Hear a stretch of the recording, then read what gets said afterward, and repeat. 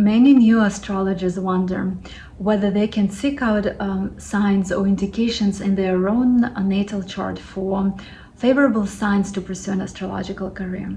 Can you tell what profession is right for you based on your natal chart? Absolutely. The way the stars and the planets align in your natal chart determines what you do for a living, how much money you make, and what talents will get you noticed in society.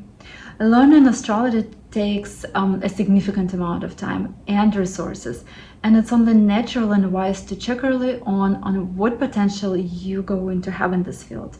So in this video, I'm going to show you what in your natal chart indicates not just long-lasting interest in astrology, but if you have aptitudes and talents required to become an astrologer. We're going to look at if astrology can become your career and if you will be able to make money in astrology. Also, there are signs for you to choose the branch of astrology. And of course, I want to encourage you to ask yourself the right question. If you like astrology, then what direction in astrology should I take to be successful? Let's start with looking at what signs can be found in the natal chart to tell if a person will have interest in astrology and if this interest is going to be long-lasting. When we talk about astrology, what planet is the first to come to mind? Of course, Uranus. Uranus is a planet of astrology and future predictions. Uranus has a clear presence in the birth chart of most astrologers.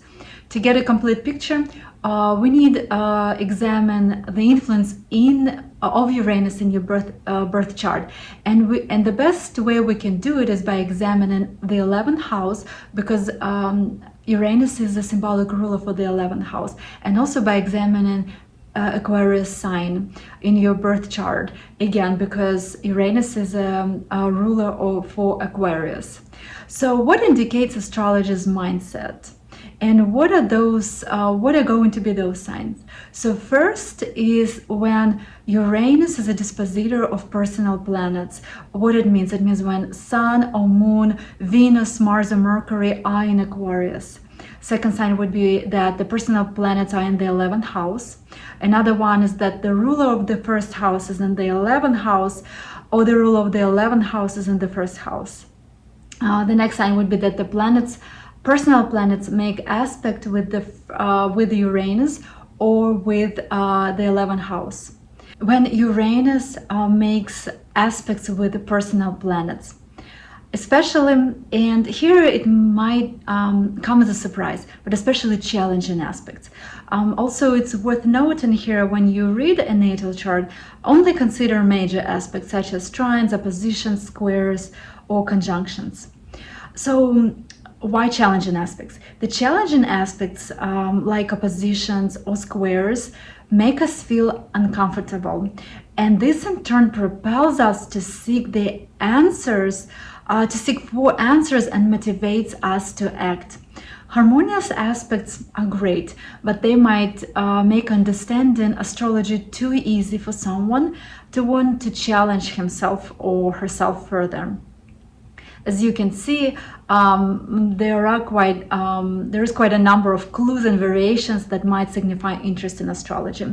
To know if it is an interest that will grow into a profession, we have to examine houses of money, day-to-day work, and career, which are the 2nd, 6th, and 10th houses.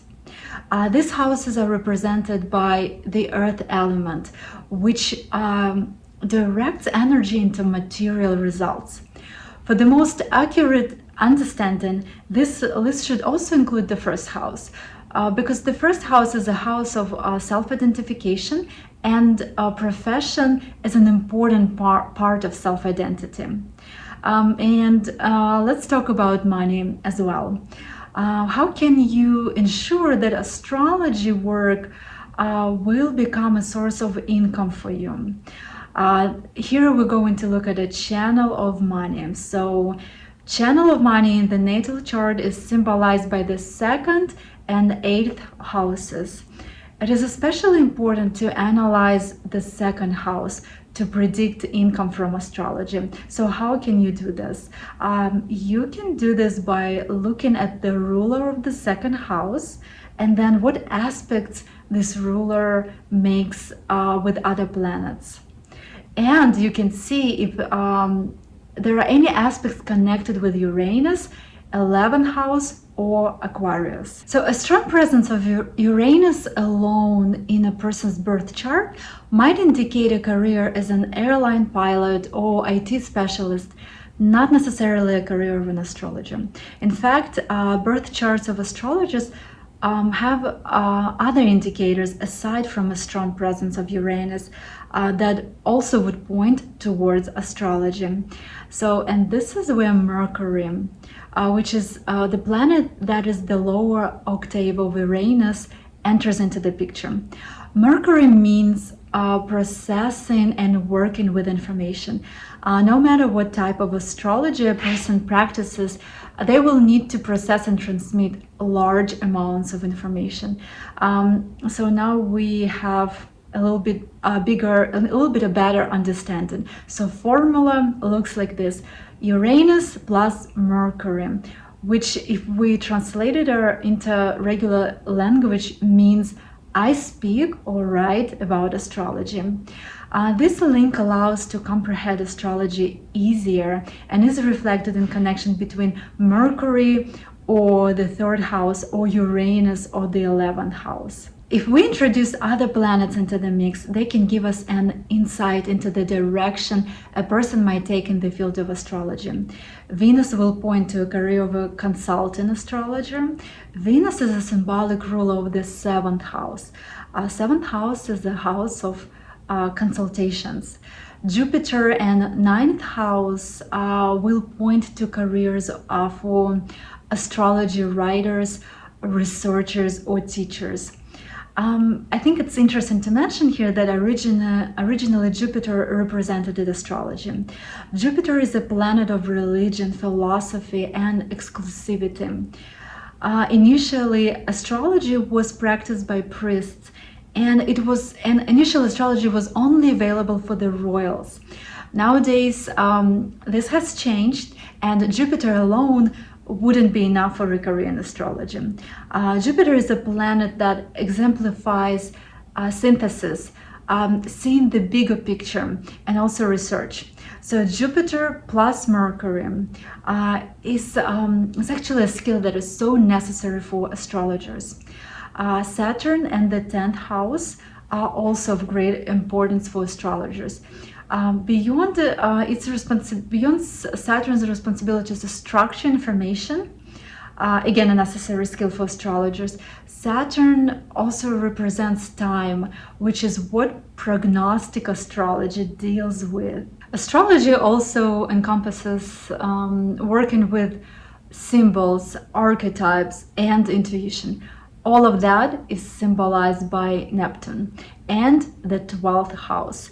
Neptune represents psychology and working with the subconscious mind. If Neptune is prominent alongside with Uranus in a person's horoscope, then they may be drawn to astropsychology. Study of astrology includes deep analysis, which is symbolized by Pluto and the 11th house.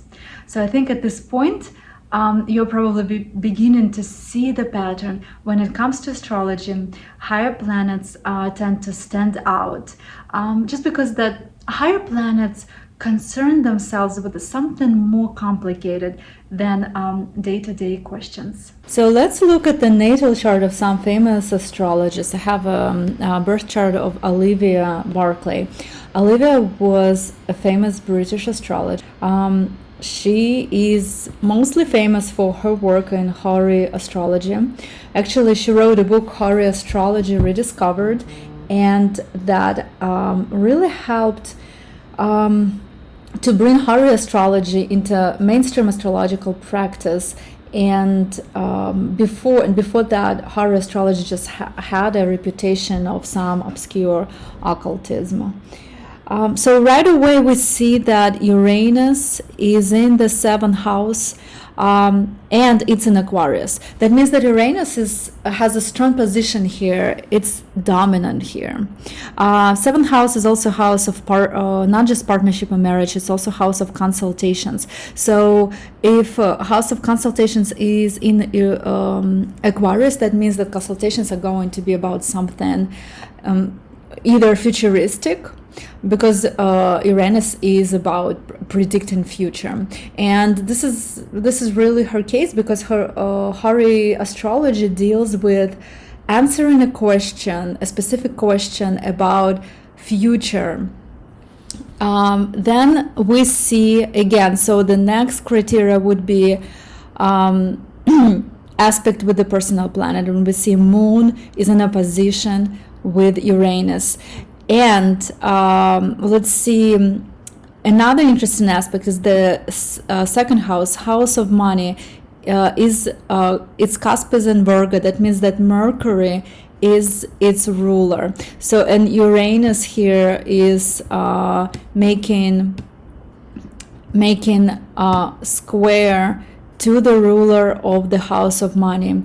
And then Moon also is making square to Mercury. What it means that these three planets, Uranus, Mercury, and Moon, now making up a close configuration that is called T-square. And why is it significant? Because T-squares, just because it's a close configuration, the way it works, that it interlocks energy of these planets.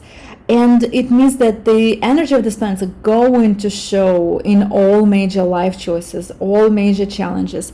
And another interesting thing, that the planet on the top of this triangle, which is Mercury, which is ruler of the second house, is kind of a way out. So to break tension between Moon and Uranus, she, or a person who has this aspect, has to practice energies of Mercury, which is basically to break this opposition, this tension in her life. The more she talks about astrology, or writes about astrology, or makes money while implementing energies of Uranus, she breaks this tension. So basically, it's like this aspect just points the person towards writing, researching, and also Jupiter is right here on the first asset, on the cusp of the first house, which also gives a person is viewed as a teacher, as a spiritual teacher. So those are some of her aspects that kind of show that looks like it was quite obvious for her to become an astrologer. I hope you enjoyed this video, so like this video, subscribe to my channel so I can share more information with you.